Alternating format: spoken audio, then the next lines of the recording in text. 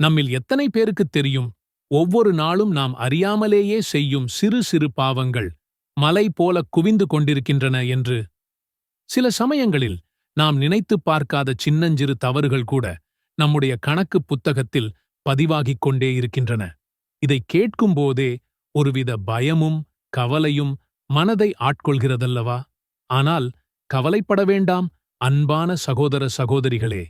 அந்த பாவச் சுமையை தினமும் 5 நிமிடத்தில் இறக்கி வைக்க ஒரு அற்புதமான, ஒரு அதிசய வழி இருக்கிறது. அதுதான் உலு. இந்த வீடியோவில் நீங்கள் உலு செய்யும்போது உங்கள் பாவங்கள் எப்படி மெல்ல மெல்ல கரைந்து போகின்றன, உங்கள் ஆன்மா எப்படி தூய்மை அடைகிறது, மேலும் இந்த எளிய செயல் நம் வாழ்க்கையில் ஏற்படுத்தும் ஆழமான மாற்றங்கள் என்னென்ன என்பதை நபிகளாரின் பொன்மொழிகளின் ஒளியிலும் நவீன அறிவியலின் பார்வையிலும் மிக விரிவாகக் காணப்போகிறீர்கள். இது வெறும் சுத்தம் செய்வது மட்டுமல்ல, இது ஒரு ஆன்மீகப் பயணம், ஒரு ஆரோக்கிய ரகசியம், நம் மறுமையின் ஒளி. வாங்க, இந்த அதிசய உலகிற்குள் செல்வோம். உலூவின் முதல் மிக முக்கியமான அதிசயம் என்ன தெரியுமா? அது நம் பாவங்களைக் கழுவும் ஒரு மந்திர நீர் போலச் செயல்படுகிறது என்பதுதான். நாம் ஒவ்வொரு உறுப்பையும் கழுவும்போது அந்த உறுப்பால் செய்யப்பட்ட பாவங்கள் சொட்டு சொட்டாக வெளியேறுகின்றன. இதை வெறும் கற்பனையாக நாம் கூறவில்லை, மாறாக நம் அன்பு நபி ஸல்லல்லாஹு அலைஹி வஸல்லம் அவர்கள் தெளிவாக கூறியிருக்கிறார்கள். அவர்கள் கூறினார்கள், நீங்கள் உலூ செய்யும்போது, முகத்தை கழுவும்போது கண்களால் பார்த்த பாவங்கள் தண்ணீருடன் கரைந்து போகின்றன. கைகளை கழுவும்போது கைகளால் பிடித்த பாவங்கள் கரைகின்றன. கால்களை கழுவும்போது கால்களால் நடந்த பாவங்கள் நீங்குகின்றன. இது அபூதாவூத் ஹதீஸ். சற்று சிந்தித்துப் பாருங்கள். நாம் அறியாமல் கண்களால் பார்த்த தவறுகள், கைகளால் செய்த சிறு தவறுகள், கால்களால் சென்ற தவறான இடங்கள், இவை அனைத்தும் ஒரு சில நிமிடங்களில் ஒரு சில சொட்டு நீரில் நீங்கிவிடுகின்றன என்றால், இதைவிட பெரிய அருட்கொடை வேறு என்ன இருக்க முடியும்? இது வெறும் உடல் சுத்தமல்ல, ஆன்ம சுத்திகரிப்பு. ஒரு நாளைக்கு 5 முறை நாம் தொழுகைக்காக உலு செய்கிறோம். அதாவது 5 முறை இந்த அதிசயத்தை நாம் அனுபவிக்கிறோம். 5 நேரம் உலு, 5 முறை பாவங்களின் கழுவல். கணக்கிட்டுப் பாருங்கள். ஒரு நாளைக்கு 50, 100 சிறு பாவங்கள் நம்மை விட்டு நீங்குகின்றன. ஒரு வாரத்தில் 7 நாட்கள், ஒரு மாதத்தில் 30 நாட்கள். இது ஒரு வருடத்தில் எண்ணிக்கையற்ற பாவங்கள். நம் வாழ்நாள் முழுதும் இத்தனை பாவங்கள் நீங்குகின்றன என்றால் நம் மறுமை எப்படி ஒளிமயமாக இருக்கும்? இதைவிட எளிய தீர்வு, இதைவிட பெரிய கருணை வேறு எங்காவது உண்டா?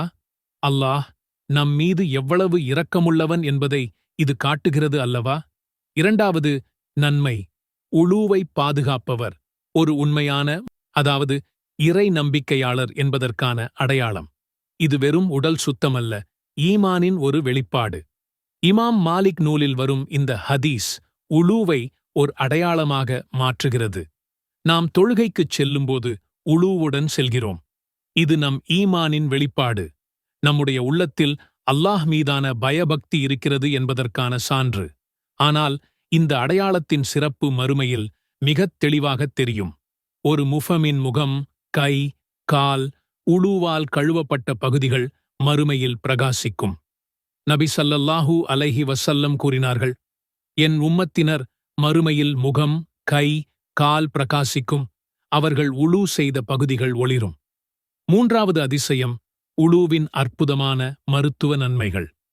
இது வெறும் ஆன்மீகச் செயல் மட்டுமல்ல, நம் உடலுக்கும் மனதுக்கும் ஆரோக்கியம் தரும் ஓர் அற்புத மருத்துவம். நாம் விரல்கள் வரை கால்களை கழுவும்போது நம் கால்களில் உள்ள நரம்புகள் தூண்டப்படுகின்றன. இது வெறுமனே ஒரு செயல் அல்ல, இது ஒருவித அக்குபிரஷர் சிகிச்சை போன்றது. இதனால் நிம்மதியற்ற நிலை, தூக்கமின்மை போன்ற பல பிரச்சினைகள் நீங்குவதாக ஆய்வுகள் கூறுகின்றன. நீங்கள் தூங்குவதற்கு முன் உலு செய்து பாருங்கள். ஒருவித அமைதியான உணர்வு ஏற்பட்டு ஆழ்ந்த உறக்கம் வரும். ஒரு நவீன ஆய்வு என்ன சொல்கிறது தெரியுமா? தினமும் கால்களை குளிர்ந்த நீரில் கழுவுவது இரத்த அழுத்தத்தை சீராக்க உதவுகிறது. எவ்வளவு எளிமையான ஒரு தீர்வு, இல்லையா? கோபம் வந்தவுடனே உலு செய்யுங்கள். கோபம் குறையும் என்று நபி ஸல்லல்லாஹு அலைஹி வஸல்லம் அவர்கள் கூறியுள்ளார்கள். இது ஒரு மருத்துவ ஆலோசனை. கோபம் என்பது ஒரு மன உளைச்சல். அது நம் உடலின் இரத்த அழுத்தத்தை அதிகரிக்கும். குளிர்ந்த நீர் நம் நரம்புகளை அமைதிப்படுத்துகிறது, மனதை சாந்தப்படுத்துகிறது. கோபத்தின் வெப்பத்தை அணைக்கும் ஒரு குளிர்ச்சியான தீர்வு இது. 4வது நன்மை, உலு இல்லாமல் தொழுகை ஏற்றுக்கொள்ளப்படாது என்பது. இது ஒரு அடிப்படை விதி.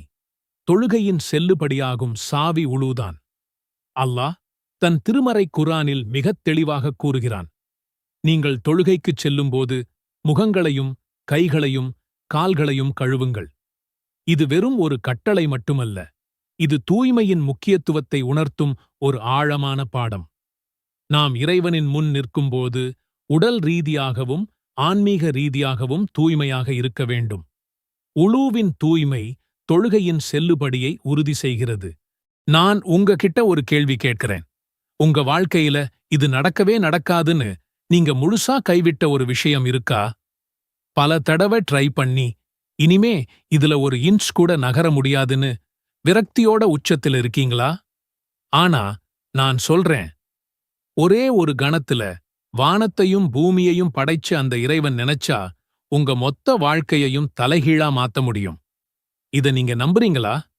நம்ம வாழ்க்கையில இந்த மாதிரி தருணங்கள் கண்டிப்பா வரும். நாம நம்ம சின்ன அறிவை வச்சு சில விஷயங்களை இது இம்பாசிபிள்னு முடிவு பண்ணிடுவோம்.